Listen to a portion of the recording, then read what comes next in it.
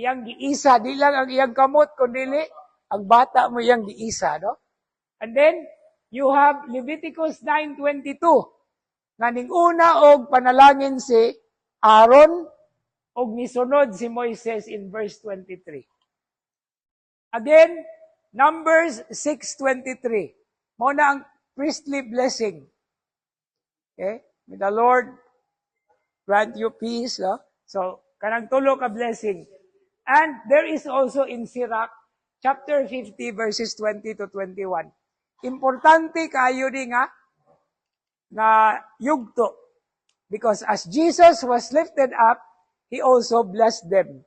In other words, nainindot kayo nga expression ang ikalima nga Eucharistic, kanang preface sa Eucharistic prayer, that He is the priest, the lamb, and no? Muna nga, pari, no? The priestly dimension of Jesus.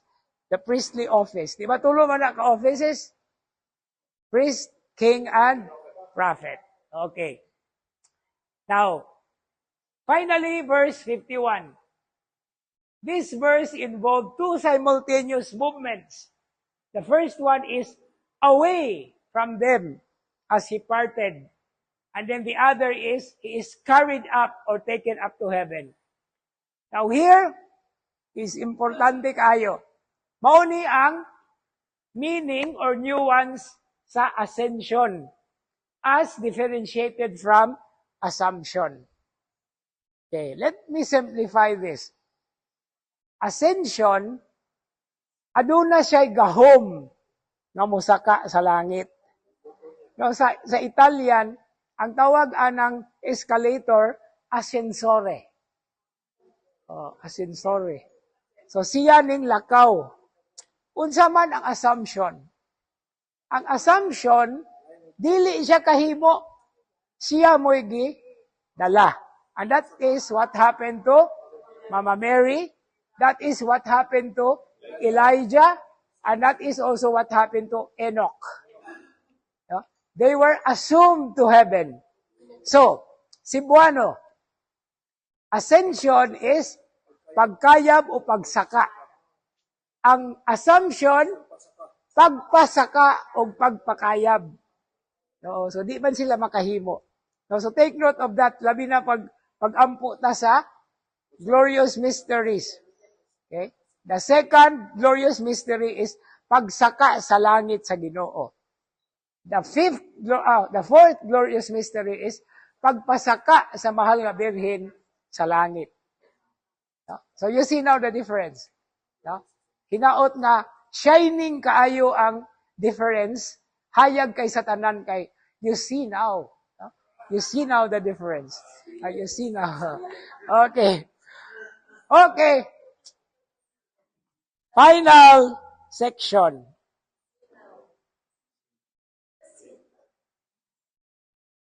Okay. Last two verses. They did Him homage and then returned to Jerusalem with great joy. And they were continually in the temple praising God. Okay, the first verse, verse 52. Did Him homage or worshiped Him. Now, the verb used by Luke here literally means to prostrate. Unsa ba to prostrate? Hapa. Atubaga, no? So, mao na ang gihimo. To prostrate oneself as an act of homage. Who did this? In Genesis 18 and Genesis 19, si Abraham. Katong bisita. Exodus 11:8, that is what Moses did as well. Okay? But this sense of the word is extended to mean worship, whether of idols or of God. No? So, usara kapulong to worship idols or to worship God. Unsa ni atong tawag ani sa ato ang description? Latria o dolia. Latria is worship. Dolia is reverence. That is what we give to the saints, dolia.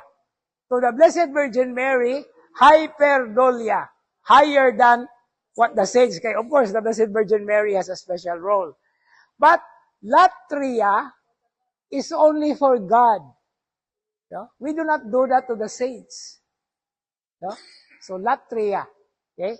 So that's why if you commit a mistake, if you commit an error, it is called idolatry. Oh, idolatria. You are worshiping God. But the word there is the same thing, meaning also to prostrate. Okay. Now, they returned to Jerusalem.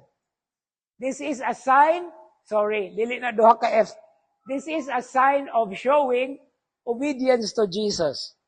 Mo may tuyo ni Jesus, mo'y gusto ni Jesus, so na mauli sila. In the Acts of the Apostles, dili na sign of ha, kay sign of Muhammad na ta. Sign of usara na ka F. Okay. So, pagpamauli nila sa Jerusalem, that is one beautiful response to by the apostles. Yeah? And in the Acts of the Apostles, in the first reading, unsa may ingon sa anghel, nganong nagpunay mamughangad dinhi. Okay? Balik, sumala siya ang gisulti, asaman, adto sa Jerusalem. Ug adto niyo, anha dito sugdan, no, pagpakaylap, pag-expand, pag-extend, pag-preach, okay? Pagpaambit, pagpakaylap sa mensahe. And then, they returned to Jerusalem with great joy. Okay. This is a very important and often kanunay nga gamiton ni San Lucas, and that is the word joy. Okay? In Greek, it is called kara. Okay? So, muna akong giklaro diha para dili na siya ma-mispronounce kay naiuban nga mo ingon nga chara. Char po kayo. Okay? So, that is, the pronunciation of the word is kara. Dili chara. No? That is also where we get charis, related to the word charis. Part of the gift is the joy. No? After all, joy is the gift of the Holy Spirit. Now, this signifies a state of messianic exaltation and peace. Kalinaw. Diba? Gisgutan nato, ganina na. No? And then, finally, verse 53.